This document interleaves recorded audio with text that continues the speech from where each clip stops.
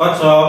We got you bro. Oke, kembali lagi bersama kami di podcast Bedah Buku mengenai buku The Psychology of Money dari Morgan Housel. Di sini kita akan melanjutkan dari bab sebelumnya yang udah kita bahas sebelumnya, itu dari bab 1 sampai 13. Kali ini kita akan melanjutkan ke bab 14 yang judulnya You Will Change atau kamu akan berubah, di mana perencanaan keuangan jangka panjang lebih sulit daripada yang terlihat karena tujuan dan keinginan seseorang itu akan berubah di masa depan. Nah, sebelum kita langsung bahas nih, sebelumnya perkenalkan, saya Tegar sebagai moderator, kemudian ada rekan-rekan saya di sini. Saya Musta, saya Nadia.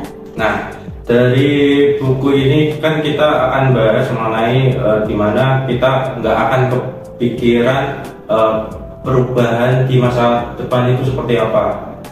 Dimana di bab ini kita akan diajarkan bagaimana cara pengambilan keputusan agar kita nantinya di akhirnya nanti kita tidak akan mengalami penyesalan yang penyesalan abadi istilahnya. Kemudian dari kakak-kakaknya mungkin ada salah satu contoh nih yang bisa diceritakan. Oke, mulai dari aku dulu ya. Ini ada contoh dari seorang anak laki-laki usianya 5 tahun, dia itu suka banget traktor. Jadi dia pengen mengendarai traktor karena dia itu pikirannya wajar lah ya, anak-anak suka traktor ya, bunyinya kuku, blim-blim gitu kan. Nah terus dia udah mulai dewasa nih. Terus waktu dewasa itu kan biasanya udah ada gengsinya, terus dia wah kayaknya traktor nggak cocok nih, mulai ganti gengsi pengen jadi pengacara. Waktu udah jadi pengacara, dia ngambil pekerjaan itu gajinya kan juga lebih tinggi daripada si traktor. Terus dia itu di pengacara dia mulai capek sendiri, terus nggak ada waktu buat keluarganya. Terus kayak dia di usia yang 70 tahun dia sadar kalau hidup tinggal di rumah berarti tidak siap untuk membayar pensiun. Artinya dia pengen di rumah menghabiskan waktu dengan keluarganya, tapi di satu sisi dia juga mikir kalau aku cuma di rumah nggak bisa hidup kayak biaya pensiunan aku di masa tuanya gitu kan. Terus dia juga banyak melewati di masa mudanya, karena dia ngejar karir di pengacara, dia juga melewati di masa mudanya gitu sih. Jadi dia punya pilihan di masa muda itu dia menghabiskan waktu buat ngejar karir, tapi waktu dia di usia 70 tahun dia udah mulai menyesal karena dia nggak punya banyak waktu buat keluarganya. Dia menghabiskan waktu dan dia lebih senang makan. Itu kalau dari si ini dan dia.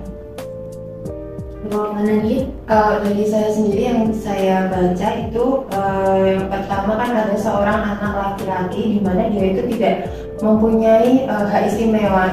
Istilahnya kayak dia itu bukan orang yang berada dan dia itu tidak memiliki kecerdasan yang alami, sehingga dia itu tapi dia itu sosok yang pekerja keras. Nah, selain itu juga dia tuh seorang laki yang mempunyai misi dan impiannya menjadi seorang dokter. Nah, selanjutnya pada saat dia memiliki misi dan impian menjadi seorang dokter, tapi di orang sekitarnya atau sekelilingnya itu tidak ada yang percaya dan tidak ada yang memungkinkan bahwa dia itu bisa menjadi seorang dokter. Nah, selain itu juga akhirnya dia berhasil menjadi seorang dokter. Nah, 15 tahun kemudian dia itu sempat berbicara dengan temannya bahwa dia itu sempat ada rasa kecewa.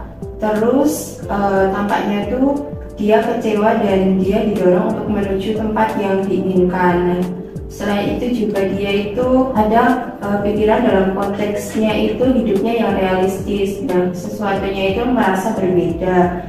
Dan di situ terdapat dampak besar pada kemampuan kita untuk merencanakan tujuan kedepannya itu. Dan akhirnya dia berhasil menjadi dari kedua cerita tersebut kan sebenarnya juga ketika beberapa tahun kemudian kan mereka kayak merasa ada penyesalan lah karena kurangnya waktu mereka bersama keluarga, kurangnya terlalu berlebihannya mereka untuk jam bekerjanya.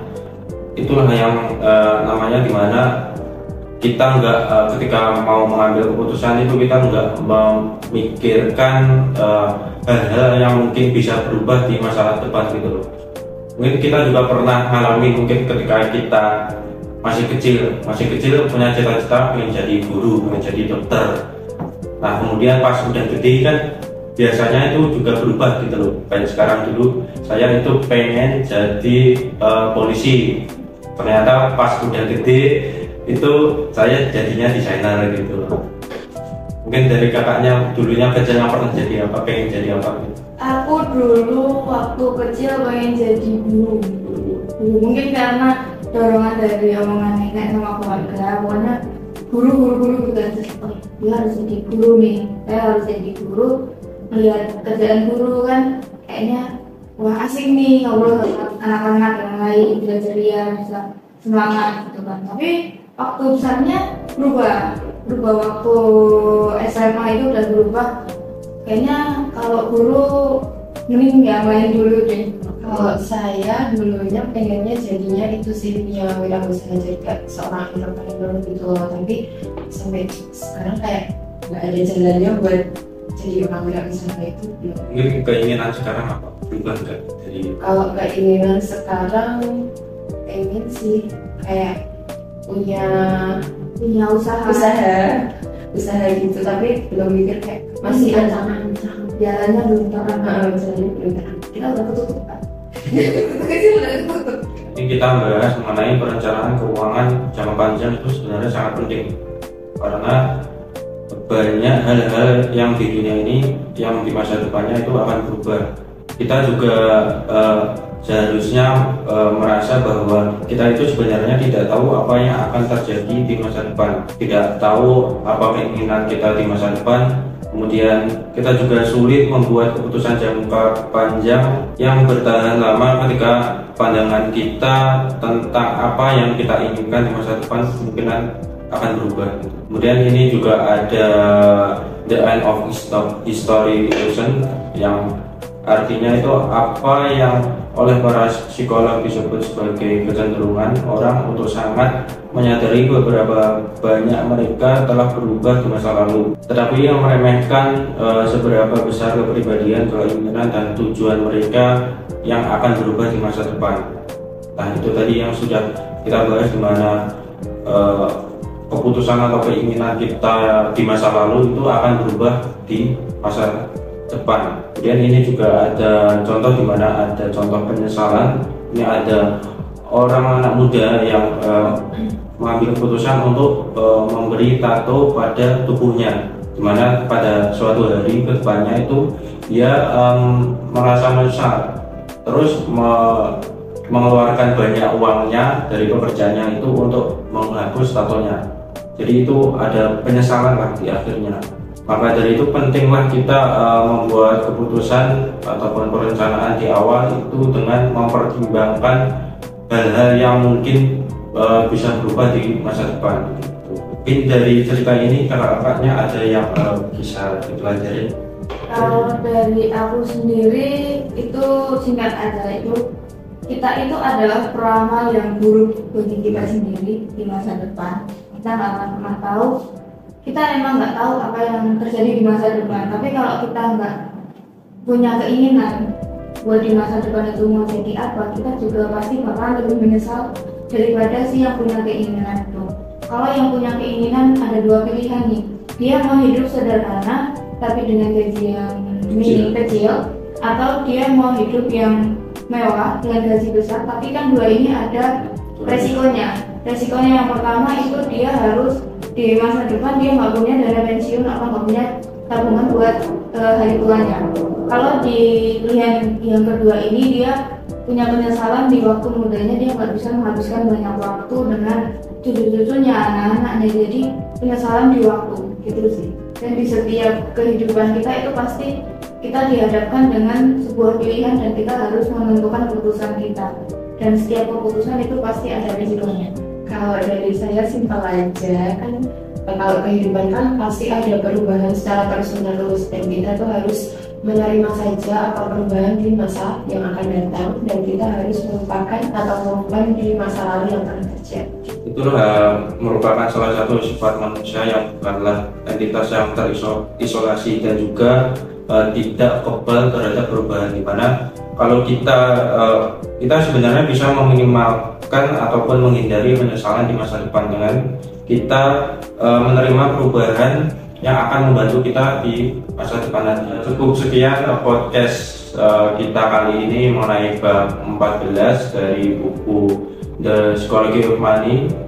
Mengenai tadi babnya judulnya You Will Change atau Kamu Akan Berubah. Sebelum kita tutup nih, mungkin teman-teman belum tahu nih coach shop itu apa sih yang diberikan coach shop kepada teman-teman semua. Jadi coach shop ini merupakan tempat di mana kita menyediakan beberapa alat, di mana alat seperti alat-alat kasir, kebutuhan IDC, kebutuhan usaha bisnis teman-teman yang sangat lengkap tentunya. Ada apa aja nih Kak? Ya, ada alat kasir yang membawa perubahan buat kita semua, buat pelaku UMKM. Seperti judulnya You Change, itu artinya usaha teman-teman juga harus lebih berubah, lebih upgrade. Itu ada printer kasir, kita berubah dari nota manual, nota yang tulis jadi printer langsung sekali klik. Itu juga ada scanner, daripada kita harus lihat list harga lagi, kita langsung pencet aja tombolnya. Atau ada juga yang otomatis, kita berubah dari tulis resi manual, itu dari barcode ke barcode printer, langsung tempel aja resinya. Terus ada juga timbangan label, timbangan buat sayuran, daging, itu juga bisa. Dan masih banyak lagi peralatan-peralatan kebutuhan bisnis teman-teman. Dan teman-teman juga nggak perlu khawatir lagi untuk gimana sih caranya kita untuk belanja di workshop, karena sebenarnya workshop ini ada beberapa cabang di Indonesia, udah tersebar di beberapa cabang di Indonesia, yaitu ada 6 cabang. Ada cabang mana aja nih Kak? Semarang, Medan, terus ada Jakarta, terus ada Surabaya Timur, Surabaya Barat, terus sama ada Makassar. Yes, jangan lupa di Medan itu udah ada ya. Nah, bener banget. Jadi teman-teman nggak perlu khawatir lagi, tinggal teman-teman duduk di rumah aja, teman-teman bisa transaksi online atau beli online di marketplace kesayangan teman-teman, ada di Shopee, Tokopedia, Lazada, dan Blibli. Jadi teman-teman nggak perlu khawatir lagi, nggak perlu ribet lagi untuk penuhi kebutuhan bisnis teman-teman agar lebih berkembang dan lebih efisien lagi. Oke, sekian podcast kita kali ini. Kita jumpa lagi di sesi selanjutnya di bab berikutnya. Coach Shop, We Got You Grow.